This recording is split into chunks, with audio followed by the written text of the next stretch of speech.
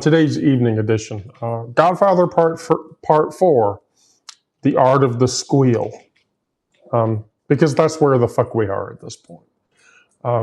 So I started off with the story about Joe Ellis. So Joe Ellis was the trans sister who was blamed for the helicopter crash that happened, over, I guess that was the Hudson or whatever, weeks and weeks ago. So Matt Wallace repeatedly defamed her. And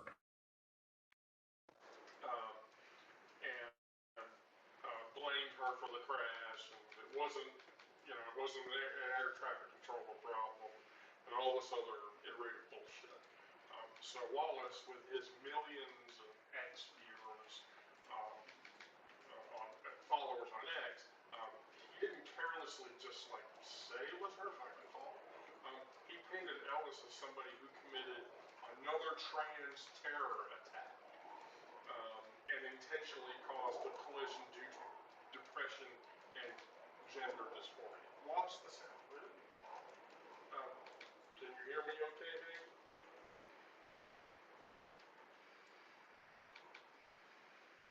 I knew microphones are supposed to be okay, so my sounds ago. That's kind of stupid.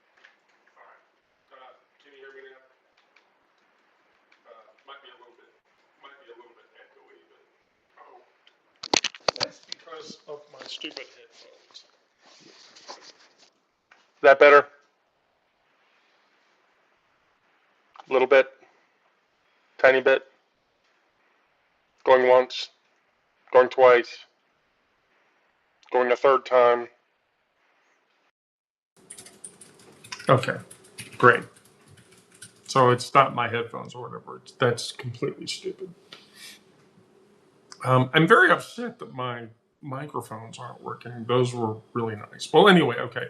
So Wallace went and badmouthed Joe Ellis on Twitter, accused Joe of initiating a trans attack. And so Ellis literally had to post a proof of life video to combat the rumors that she'd actually been killed, which was complete and total and utter bullshit.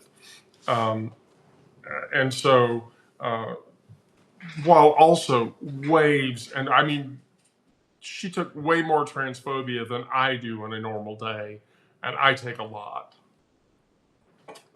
Excuse me. And it wasn't an isolated incident. Far-right provocateurs have made it their mission to... No, Rouser, we just started. Far-right provocateurs have made it their mission to blame we as trans women for any variety of a myriad of issues.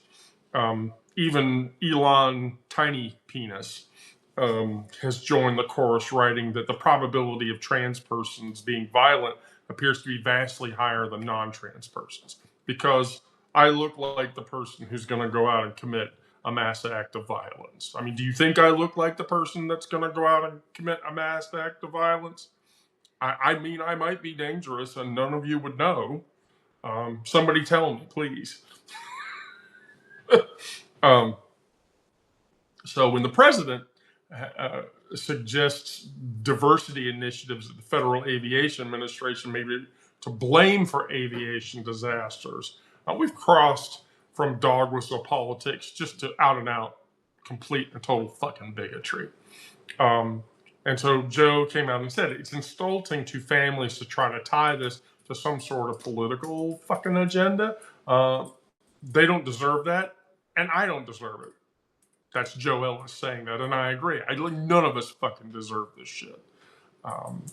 The raw courage that it takes to fight against the tsunami of hatred should humble all of us. And I want to be clear.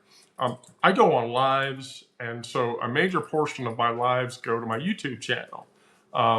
For the ones that I don't charge paid for, which is usually the morning meditations when I do those. But my YouTube channel, I get a crazy amount of transphobia. People telling me you'll never be a woman. People telling me go kill myself. I report more bullshit and transphobia on YouTube than ever I do with the Trumpy people trying to DM me on Substack. And I don't get it. I mean, I don't fucking get it. Am I just that much of a threat? Are trans persons that much of a threat to people? I guess from my perspective, I should say maybe that's true. I was fired because I'm a trans woman. And as a trans woman, I was creating a toxic environment for a faithful Christian person who couldn't handle the fact that I was a trans person. So, I mean, I don't fucking get it. Leading into the Joe Ellis story, we go right into Maine. So the Maine Attorney General, Aaron Fay, has taken the gloves off, and he is suing the Department of Agriculture for withholding critical funding because the state refuses to ban transgender athletes. Again, this kind of subterfuge is beyond political. I mean, the government is trying to initiate a culture war. And it's a culture war that's a bunch of bullshit, in my opinion. So Agriculture Secretary Brooke Rollins claimed that the funding freeze would only affect certain administrative and technological functions and not feeding programs. But that's a steaming pile of horseshit, and you all know it. According to the lawsuit, Maine's child nutrition program immediately lost access to federal funding. So basically, the Trump administration stopped school lunches for kids in the state of Maine. And it's complete and total fucking horseshit. So just let that sink in. The federal government is willing to let children go hungry to force compliance on their anti-trans agenda. The visceral rage this should inspire in any decent human being goes beyond words. It makes me want to use my really deep, dark voice and go over and hit a wall. But I don't do that because I'm a lady and I try to have, I try to be delicate. I don't know, how delicate can I be at 6'6" and 255? I mean, you can tell me I'm crazy and that's okay.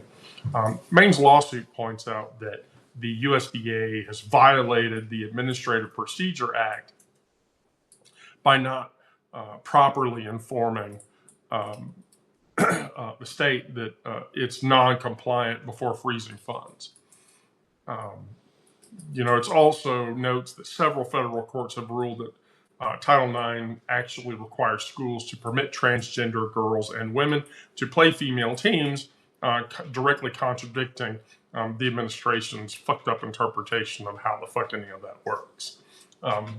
That isn't governance, it's fucking extortion. Why would anybody see it any other way? Using federal purse strings to strong arm states into doing what the fuck that the government wants them to do, it's a crock of fucking shit. And Attorney General Aaron Fay said that very thing.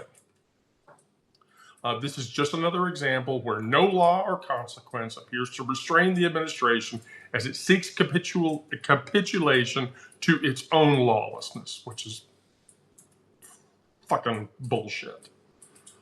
And Frey nails it when he says that. I mean, the administration acts like laws are just suggestions, and they don't have to follow them, and fuck everybody else.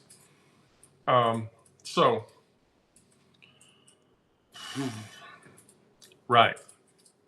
Which, by the way, for the evening Why the Fuck Not edition, I have a trans topic to talk about at the end after we go through the evening edition analysis, and that's a very interesting topic, and I think many of you will be interested to hear it.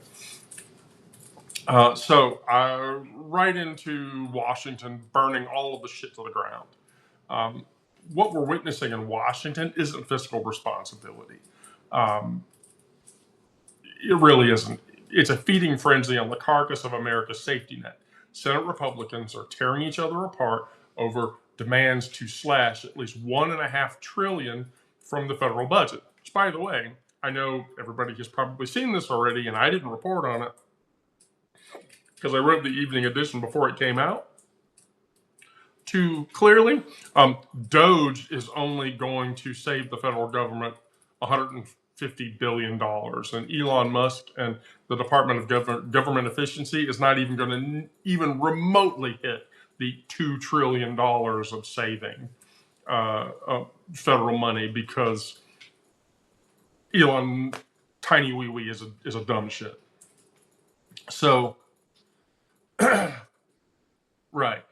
So, and Senate Majority Leader John Thune is caught in the crossfire like a deer in the fucking headlights trying to manage all this shit. So when Mike Johnson says, I'll cut whatever the fuck my donors want, promises to aim much higher than the 1.5 trillion in cuts, Susan Collins and other moderates are squirming at the thought of facing their voters after Medicaid has to get gutted. Because what's going to get gutted? I mean, honestly, does any of us know? It's just fucking hypocrisy, all of it. It's just huge, disgusting, horrible hypocrisy.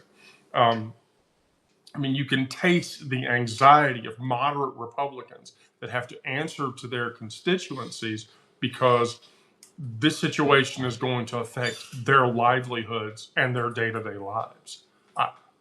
Your lives, my life. You know, fiscal hawks like Ron Johnson are frothing at the mouth, calling $1.5 trillion in target cut funding as way too meager and not liberal enough. Liberal. It's funny. A conservative using the word liberal in a sentence that isn't a derogatory statement. I think that's fucking hilarious. So, anyway, right. Back to where we were. So the bitter irony is like burning acid on the skin. Republicans are ready to demolish Medicaid expansion under Trump's first term.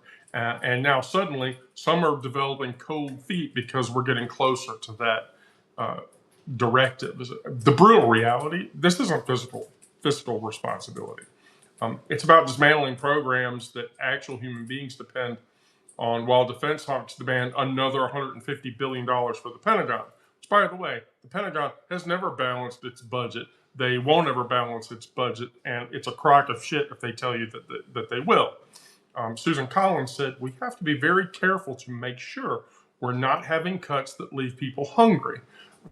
I get that, but Collins and Murkowski, while moderates, they're still feeding into that system. Sure, Susan. Very fucking careful, you fucking piece of shit. So, while Washington is burning everything to the ground, Trump has announced that he is going to tariff Mexico over the water war.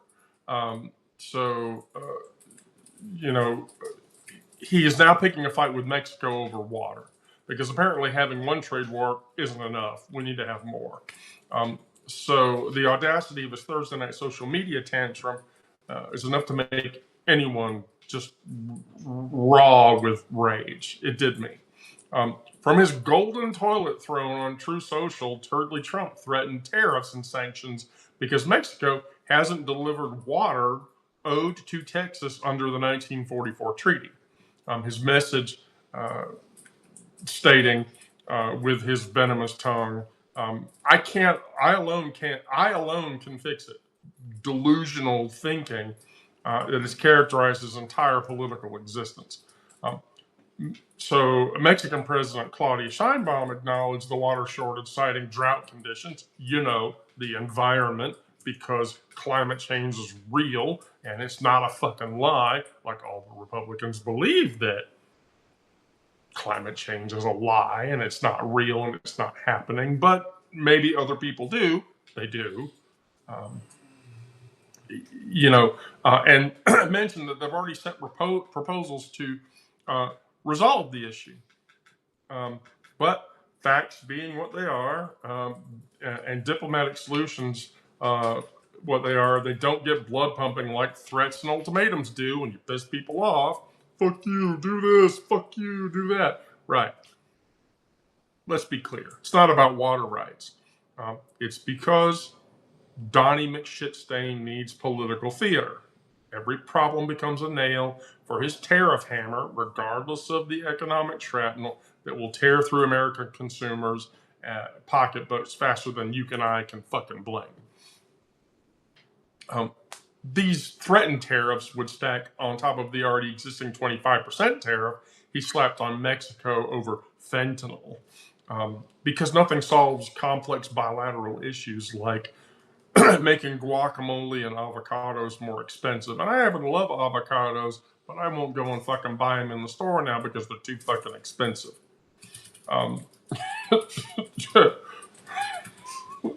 Which is fucking bullshit. But anyway, but Trump himself said my agriculture secretary, Brooke Collins, is standing up for Texan farmers, and we will keep escalating consequences, including tariffs and maybe even sanctions, until Mexico honors the treaty and gives Texas the water that they are owed.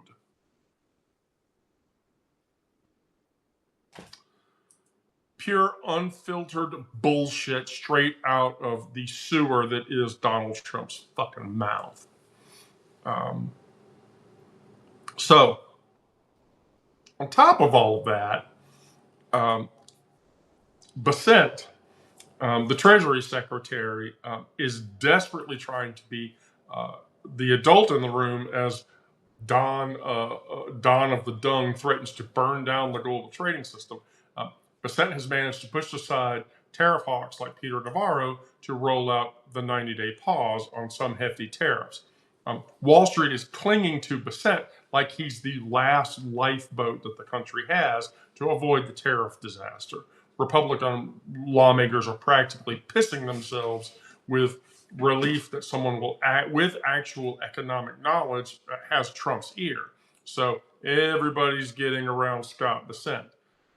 But let's not fucking joke around about this shit. The markets still took a gut punch. The Dow Jones continues to plummet. The S&P 500 and the NASDAQ are bleeding. The one source close to the White House described the mood as up and down, all around, shaken and stirred. That's the Trump way because he lives in fucking chaos, as somebody said earlier, because it's all fucking chaos or whatever. I don't fucking get it. I really don't. It's just sort of, I don't even know. Meanwhile, Trump is reveling in the global groveling, bragging that Republican lawmakers, these countries are calling me up and kissing my ass. They're dying to make a deal. I think Trump just wanted to have a reason to tell everybody that he thinks everybody's trying to kiss his ass, because that's what he wants. Or maybe he wants a bunch of Russian girls to piss all over him. I think the P tape is real. So the business community views Bassett and the National Economic Council head Hassett as their greatest hope to avert this problem against going into a full-on protectionist cliff, which is where we're headed. But when the Dow drops 1,000 points in a day, the hope feels about as substantial as a fart in a goddamn hurricane. And let's be truthful. I don't think that Donald Trump could hit a bull in the ass with a goddamn shovel, try as he might to do any of the shit that he does. If anyone disagrees with me, tell me I'm full of shit. I'll completely rescind that statement. But so Senator John Kennedy said, with some of these economists, I listened to them talk, and I think if you wanted to hide something from them, you'd hide it in a book of economics because economics is really confusing. Well, I mean, at least Kennedy got something right. I mean, other than the fact that he's a raging fucking alcoholic. So,